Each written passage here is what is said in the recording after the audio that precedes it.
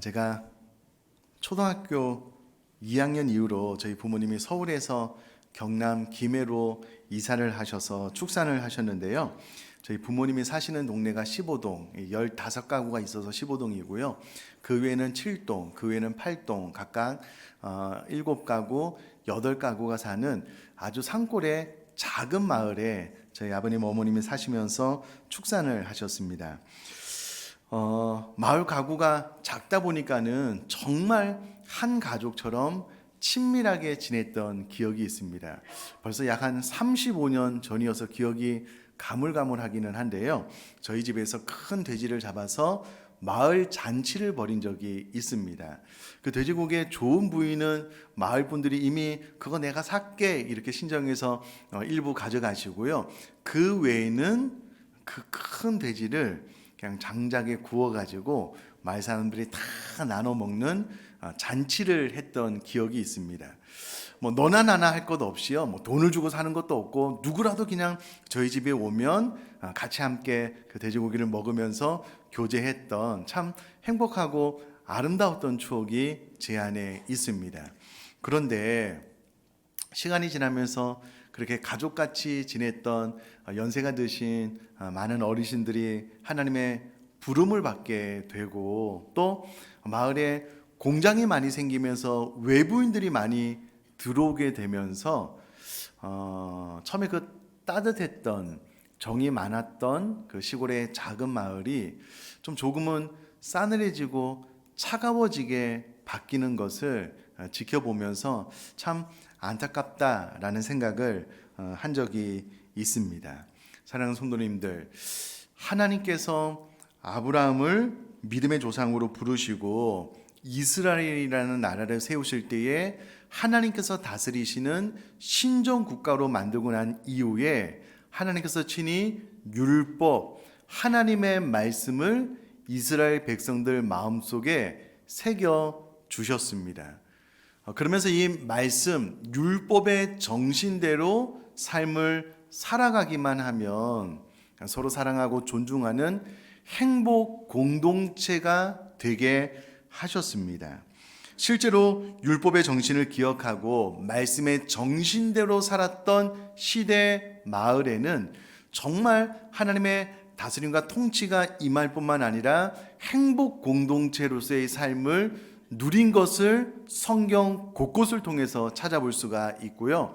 반대로 이와 같은 율법의 정신을 망각하고 각각 자기 소견에 옳은 대로 행했던 그 시대 안에는 정말 지옥과도 같은 불행한 삶이 펼쳐졌다라는 것을 성경을 통해서 또한 확인할 수가 있습니다. 자, 그러면 율법이 말하는 핵심 정신, 핵심 가치가 무엇이냐? 이게 전혀 어렵지 않고요. 우리 모두가 너무나도 잘 알고 있는 사실입니다. 그것은 하나님 사랑, 이웃 사랑입니다. 이것이 온 율법의 선지자의 강령이고 핵심적인 가르침이고 말씀의 정신입니다. 다른 말로 바꿔 이야기하면 하나님을 사랑하는 것이 하나님을 존중하는, 존경하는, 경외하는 모습으로 나타나고 하나님을 그 경외하는, 존중하는 마음을 하나님의 형상대로 지으신 사람을 대할 때에 죽게 하듯 대함으로 또한 사람을 존중하는 것이 율법이 우리에게, 말씀이 우리에게 가르쳐주고 있는 핵심 가치입니다. 이와 같은 정신을 가지고 하나님께서 우리가 허락하신 모든 복을 나의 노력으로 얻게 된 것이 아니라 하나님께서 나에게 복으로 주신 것이다라고 인식했던 이스라엘 백성들은요, 특별히 그 땅 가운데 어려움을 겪고 있는 고아와 과부들, 나그네와 행인들을 잘 대접하고 섬길 것에 대해서 성경이 명령을 하고 있고요. 특별히 이스라엘 민족들 가운데 양털을 깎는 큰 잔치가 있을 때는 나와 전혀 상관이 없는, 나에게 전혀 도움을 주지 않았던 나그네와 행인들까지도 그 잔치에 초청해서 함께 나누는, 그러니까 네건 내 것이 없는 풍성한 나눔, 행복한 공동체가 될 것을 하나님께서 말씀을 통해서 명령해 주셨습니다. 실제로 룻기에 보면 율법의 정신을 정말 잘 이해했던 보아스 같은 경우에는요, 일하는 일꾼들에게 곡식의 단을 털어서 밭에 많이 남겨두고 그것을 거두지 말라라고 명령을 함으로써 당시에 어려움을 겪고 있었던 룻이나 마을의 어려운 사람들을 배려했던 것을 룻기를 통해서 알 수가 있습니다. 이스라엘 백성들은 이와 같은 율법의 정신을 가지고요, 나그네와 행인들을 실제로 잘 대접을 했고, 풍성한 수확 이후에는 마을 사람들을 불러서 잔치를 벌이면서 어려운 이웃들과 함께 삶을 나누었습니다. 이와 같은 율법의 정신이요, 완벽하게 회복되었던 예 한 가지를 들라면 초대 예루살렘 교회를 들 수 있을 것 같습니다. 성령이 강림하고 난 다음에 초대교회가 세워지고 나서요, 그 많은 사람들이 가난과 또 어려움에 고통당하는 것을 보고 성도님들이 자발적으로 자신의 소유, 재산을 팔아서 구제하고 나누는 일들이 초대교회에 기록이 되어져 있습니다. 실제로 저희가 선교를 가려고 하는 네팔도 하나님의 은혜로 막 수백 명씩, 다음 세례도 막 그렇게 100명 이상 이렇게 모이게 되니까는요, 교회에 가난한 이들이 많이 찾아오고 있습니다. 그래서 실제로 우리 박한철 선교사님도 구제하는 일에 정말 최선을 다해서 이 사역을 감당하고 있거든요. 초대 예루살렘 교회도 그러 있습니다. 자, 생각을 해보셔요. 교회에 가난하고 헐벗고 고통당하는 이들이 왔는데요, 교회 성도님 가운데 어떤 분들이 자신의 소유를 팔아서 나에게 나눠주네요. 그러니까 당연히 행복 공동체가 될 수밖에 없었겠죠. 자, 그런데 오늘 본문에 보면은요, 이와 같은 율법 정신을 완전히 망각한 한 사람에 대한 이야기가 기록이 되어져 있습니다. 우선 다윗은 사무엘이 죽고 난 이후에 바란 광야로 내려갔다라고 1절에 기록이 되어져 있는데요, 바란 광야는 시내 반도의 남동쪽에 위치한 광야인데요, 목초지가 풍부한 곳이었습니다. 왜 다윗이 이곳으로 옮겨갔을까라고 생각을 해보면 아무래도 사울의 추격과 좀 멀어지는 안전한 장소를 택한 첫 번째 이유가 있었을 것이고요, 또 하나는 이곳이 목초지가 풍성했기 때문에 아무래도 양식을 얻는데 용이한 곳이었기 때문에 이곳으로 이동을 한 것으로 추측을 해볼 수가 있습니다. 자, 이어서 2절은 이렇게 기록이 되어져 있는데요, 2절에 참 많은 정보가 기록이 되어져 있습니다. 제가 한번 읽어볼게요. 마온에 한 사람이 있는데 그의 생업이 갈멜에 있고 심히 부하여 양이 3,000마리요 염소가 1,000마리이므로 그가 갈멜에서 그의 양털을 깎고 있었으니. 아멘. 자, 이 사람의 이름이 일단 2절에는 기록이 되어져 있지 않습니다. 성경 기자가 보기에 이 사람의 이름을 기록하지 않은 것은 물론 후에 기록이 되기는 하지만 그렇게 중요한 인물이 아니다 라는 것을 이야기함과 동시에, 그러나 이 사람이 마온에서 있는 사람이다 라고 기록을 하고 있는데요, 마온은 당시에 유다 지파에게 분배된 땅이었습니다. 그러면 당시 다윗이 머물렀던 바람 광야는 그보다 약간 남쪽에 위치한 곳인데요, 일단 이 사람이 유다 지파에 속한 사람이다라고 기록함을 통하여 그는 유다 지파에 속한 땅에 살면서 당연히 다윗을 지지해야 되는 사람이다라는 것을 은연중에 이야기를 해주고 있습니다. 그런데 그의 생업이 갈멜에 있었다 라고 또 뒤에 이야기를 하고 있는데요, 이 갈멜은 사해 서쪽에 있는 산지의 한 마을인데 이 지역은요, 사울이 이전에 아말렉과의 전쟁에서 승리하고 난 이후에 자신의 기념비를 세운 곳이 바로 이 갈멜입니다. 그럼으로써 왜 마온과 그의 생업이 또 갈멜에 있다라고 이야기를 하고 있는가라는 것을 가만히 생각을 해보면은요, 이 성경 저자가 이 사람은 다윗을 지지해야 되는 지파의 사람이었는데 안타깝게도 현재는 사울을 지지하고 있다라는 것을 은연중에 전해주고 있다라고 생각을 하시면 되겠습니다. 자, 어찌되었건 이 사람은 심히 부하여 양이 3,000마리요 염소가 1,000마리나 있다라고 기록이 되어져 있습니다. 자, 그런데 제일 마지막 부분에 그가 갈멜에서 그의 양털을 깎고 있었다라고 기록을 하고 있는데요. 근동 지역에서 양털을 깎는 시기는 봄이 지나서 행했고요. 이때 당시에 양털을 깎는다라는 것은 큰 잔치를 배설하여서 사람들을 초청했으며 특별히 율법의 정신에 따라서 나그네를 대접했던 그런 때였습니다.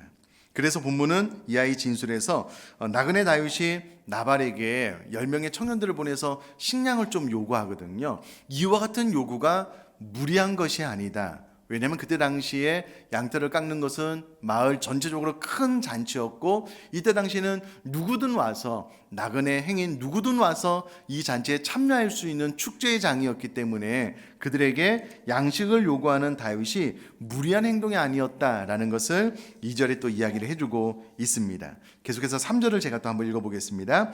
그 사람의 이름은 나발이요, 드디어 이제 이 사람의 이름이 기록이 되어져 있고요.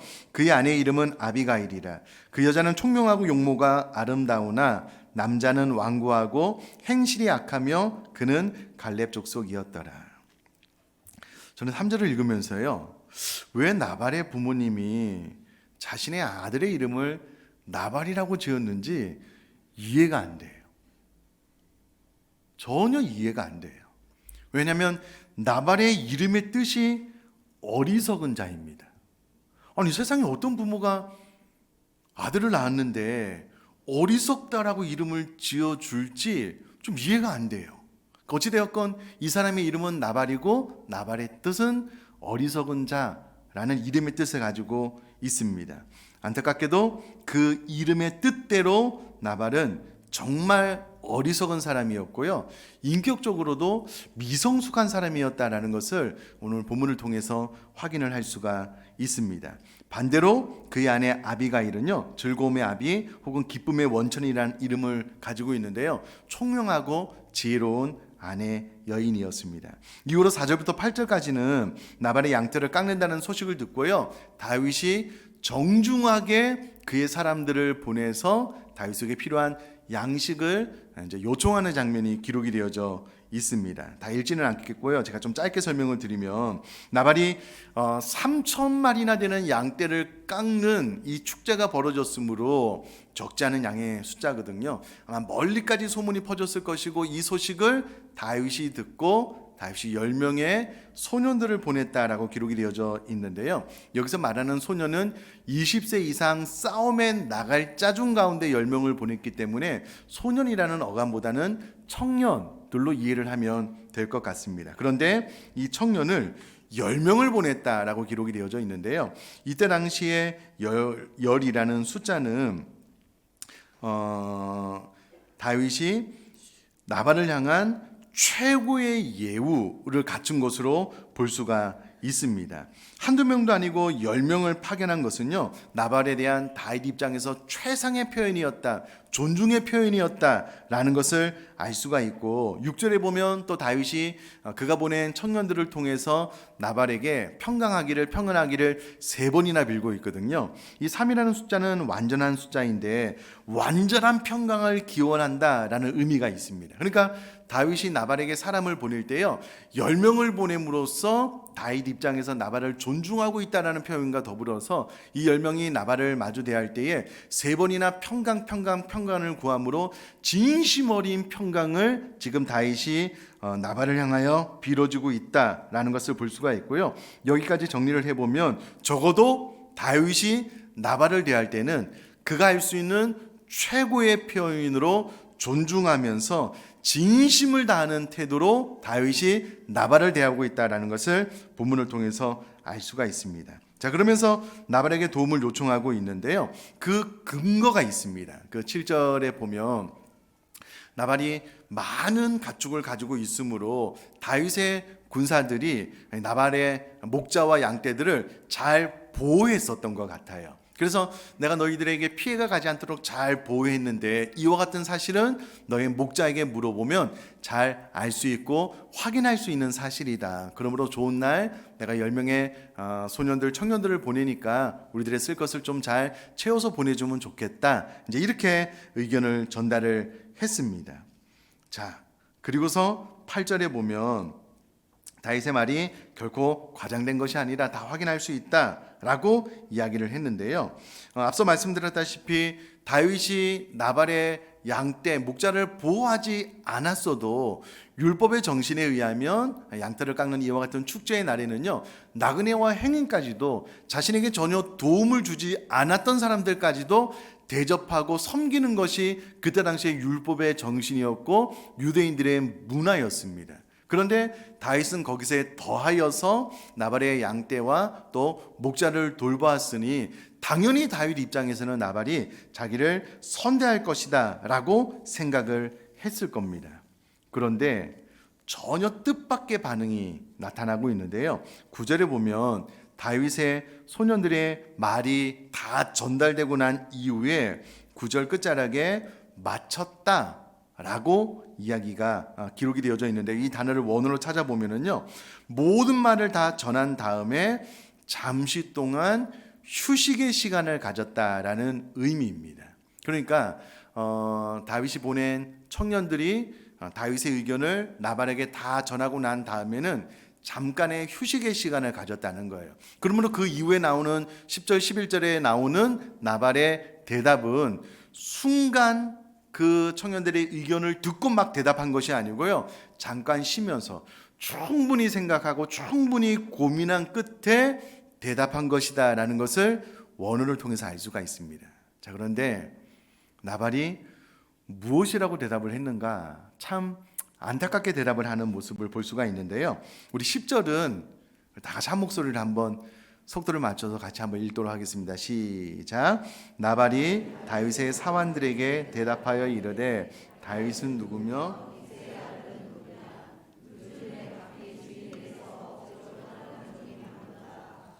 아멘. 나발의 첫 대답은 다윗은 누구며 라는 것이었습니다. 여러분, 다윗이 청년들을 나발에게 보낼 때에 내가 보냈다라고 전해라 라는 것을 통해서 나발은 다윗이 누구인지 알았습니다. 모르지 않았습니다. 그런데 굳이 본절에 다윗은 누구며 라고 대답한 것은 다윗이 누구인지는 구태여 알 필요조차 없다라는 그런 의미입니다. 그러니까 나발은 지금 다윗을 완전히 무시하고 경멸하는 단어를 쓰고 있다는 것을 알 수가 있습니다. 뿐만 아니라 그 다음 대답은요, 이새의 아들은 누구냐라고 대답을 합니다. 자, 적어도 다윗의 아버지가 이새라는 것을 나발이 모르지 않아요. 알고 있어요. 그런데 이새의 아들은 누구냐라고 이야기를 함으로써 다윗의 가문도 전혀 내세울 것이 없다라는 의미로 무시를 하고 있는 겁니다. 나발이 큰 실수를 하고 있는 것은 다윗의 아버지의 이름까지도 사용하면서 다윗을 무시하는 거예요. 그럼 제가 초등학교 입학해서 고등학교, 대학교까지 다 통틀어서요, 학교에서 고등학교 이하까지 딱 2번 싸웠습니다. 제가 성격이 좀 유하고 겁이 많아가지고요, 잘 안 싸웠거든요. 주로 맞기만 맞았습니다. 딱 2번 싸웠는데 2번 싸울 때의 공통점은 그 친구가 저희 부모님을 욕했어요. 와, 그거는 도저히 못 참겠더라고요. 피가 막 거꾸로 쏟아가 이렇게 막 솟구쳐 오르는 듯한 그런 느낌이에요. 너 수업 끝나고 나무라고. 막 피 튀기면서 싸웠어요. 와, 그거는 도저히 못 참겠더라고요. 여러분, 지금 나발이 다윗은 누구며 이새 아들은 누구냐라고 다윗의 아버님까지 지금 조롱하고 있는 거예요. 모욕하고 있는 거예요. 아니, 이렇게 대답을 안 해도 되잖아요. 그냥 내가 그냥 뭐 바쁘고 그냥 뭐 좀 넉넉하지 않다 이렇게 대답을 해도 되잖아요. 근데 굳이 다윗을 모욕하고 조롱하고 그의 아버지의 이름까지 거듭먹거리면서 이새 아들은 누구냐라면서 무시하고 있는 거예요. 뿐만이 아니라 요즘에 각기 주인에게서 억지로 떠나는 종이 많도다. 억지로 떠난다라는 말은요, 원어로 보니까 주인의 속박을 스스로 깨뜨리고 떠나가는 종들이라는 의미가 있는데, 나발이 보기에 지금 다윗은 그의 군사들을 자신의 위치를 이탈한 도망한 종으로 규정하고 멸시하고 있는 겁니다. 그 율법의 정신이 전혀 없죠. 하나님 사랑, 이웃 사랑, 하나님을 존중하듯 타인을 존중해야 된다는 율법의 정신이 나발에게는 전혀 없었다는 것을 이 한 구절을 통해서 볼 수가 있습니다. 계속해서 제가 11절 말씀도 읽어볼게요. 내가 어찌 내 떡과 물과 내 양털 깎는 자를 위하여 잡은 고기를 가져다가 어디서 왔는지도 알지 못하는 자들에게 주겠느냐 한지라. 여러분, 나발이 다윗을 모욕한 이후에 나발은 자신의 그 어떤 것도 줄 수 없다라고 직설적으로 대답을 하고 있습니다. 특별히 이 표현을 보면은요, 내가 어찌 내 떡과 또 내 물과 또 내 고기를 줄 수 있느냐, 이런 표현입니다. 여러분, 예수님께서 신약성경에 어리석은 부자에 대한 비유를 들면서요, 그 부자가 왜 어리석냐면 하나님께서 복으로 주신 그 모든 물질이 자기 것으로 생각해서 나만을 위해서 사용하고 있기 때문에 어리석다라고 말을 했는데, 오늘 본문에 나와 있는 나발이 꼭 신약의 예수님께서 말씀하신 어리석은 부자와 똑같습니다. 이 모든 것은 내 것이라는 거예요. 내 떡과 내 물과 내 물고기. 여러분, 하나님께서 우리에게 건강의 복을 주시고 하나님께서 우리에게 재물 얻을 복을 주신 줄 믿습니다. 근데 어리석은 사람들 가운데 특징은 그 모든 것들이 내 힘으로 얻은 것인 줄 알아요. 그래서 그 모든 것들을 내 것인 양 착각하고 나를 위해서만 하는데, 나발이 지금 이와 같은 실수를 저지르고 있는데, 이 모든 잘못된 행위는 율법의 정신을 망각한 데서 오는 잘못된 행동이다라는 거예요. 그럼 나발이 이와 같은 태도는 당시에 나그네를 사랑하여 잘 대접하라는 율법의 정신에 맞지 않습니다. 뿐만 아니라 나그네와 행인 뿐만 아니라 먹을 것이 없는 사람들을 위해서 밭에 소출을 얼마나 남겨두어서 그들로 먹게 하라라는 하나님의 말씀의 가르침의 정신에서도 어긋납니다. 특별히 여러분, 양털을 깎는 날에는요, 나그네와 행인, 자기와 전혀 상관이 없는 사람이잖아요. 자기에게 전혀 도움이 안 되는 사람들까지도 이 양털을 깎는 날에는 그들에게 잘 베풀어야 된다라고 성경이 가르치고 있는데, 전혀 자비가 없는 사람이 바로 나발이었습니다. 그러니까 이제 율법의 정신, 말씀의 정신과 전혀 상관없는 삶을 살았던 사람이 나발이다라고 성경이 고발하고 있는 겁니다. 자, 이 이야기를 10명의 청년들을 통해서 들은 다윗이 칼을 차라, 다 죽여야 되겠다, 이렇게 생각하고 400명을 거느리고 출발하는데요, 다윗의 이와 같은 행동은 잘못된 겁니다. 옳은 행동이 아닙니다. 자, 그러나 오늘 우리가 살펴보려고 하는 것은 율법의 정신을 망각한 나발에 대한 것이기 때문에 이 부분을 좀 더 살펴보도록 하겠습니다. 앞서 말씀드렸다시피 여러분, 하나님의 백성으로서 율법을 받은, 하나님의 말씀을 받은 자의 삶은 율법의 정신 그대로 하나님 사랑, 이웃 사랑입니다. 그리고 하나님을 존중하듯 사람을 존중하고, 특별히 나그네와 행인, 고아와 과부까지도 잘 섬겨야 되는 것이 율법이 우리에게 가르쳐주고 있는 핵심적인 정신 가르침인데, 나발은 전혀 그와 같은 삶을 살지 않았다는 거예요. 자, 그러면 문제는 이것입니다. 가장 중요한 질문은 이것이겠죠. 나는 어떠냐는 거예요. 여러분, 지금 나는 이와 같은 율법의 정신에 입각한 삶을 잘 살아가고 있을까요? 어떠실까요? 정말 율법의 정신이 내 안에 잘 살아있다면 가장 먼저는 하나님을 사랑하는 마음이 늘 내 안에 머물 것이고요, 하나님을 사랑하는 마음으로 인해서 이웃을 사랑하는 마음이 늘 내 안에 머물 겁니다. 그러면 사람을 볼 때요, 존중하는 마음이 생겨요. 하나님의 형상대로 지음받은 사람이 귀하게 보입니다. 그러므로 여러분, 율법의 정신을 가지고 잘 살아가는 사람들은요, 가장 먼저 내 안에 하나님의 나라, 하나님의 행복한 나라가 임합니다. 여러분, 아마 우리 모든 성도님들도 다 그러실 거라고 생각을 하는데, 작년도 그렇고 올해도 그렇고 우리 다음 세대 기도할 때마다 우리 다음 세대 아이들이 너무 사랑스러워요. 너무 이뻐요. 그냥 보는 것만으로도 저는 미소가 지어지고요, 보는 것만으로도 행복해요. 그래서 지나가면서 아이들이 어떻게 이렇게 사랑스럽냐 많이 이렇게 칭찬하고 격려하는데요. 보는 것만으로도 좋아요. 여러분, 하나님 사랑, 이웃 사랑, 율법의 정신이 내 안에 있으면은요, 사람이 좋아져요. 어제 우리 안수집사님들 모처럼 기도원에 가서 제가 잠깐 가서 말씀을 전하고 왔는데요. 우리 안수집사님들이 너무 귀해요. 너무 멋있게 보여요. 너무 좋아요. 그냥 좋아요. 그냥 그 시간이 되게 행복한 거예요. 그 자리에 가서 같이 말씀을 나누고 또 찬양하고 기도하는 모든 시간들이 행복한 겁니다. 자, 그럼 이렇게 한번 생각을 해볼게요. 가족들 머리 한번 탁 떠올려 보셔요. 막 너무 좋지요. 너무 사랑스럽죠. 이 무기력한 아멘은 뭘까요? 순식구들 한번 탁 떠올려 보세요. 너무 좋지 않아요? 어느 순간 여러분, 율법의 정신이 사라지면은요, 좋지 않을 수 있어요. 안 좋아요. 사람 만나는 것도 별로 좋지 않고요. 사람이 귀하게 느껴지지 않아요.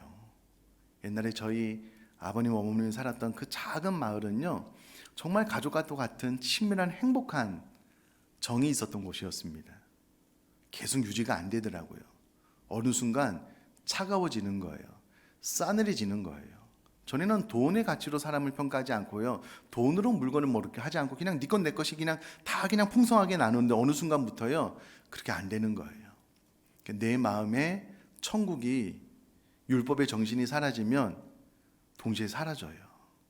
차가워지게 되고요, 싸늘해지게 돼요. 사람이 별로 좋지 않으면은요, 사람 만나는 게 싫어요. 우리는 여러분 인간관계 안에서 삶을 살아가잖아요. 율법의 정신을 망각하면 내 안에 천국이 사라진다니까요.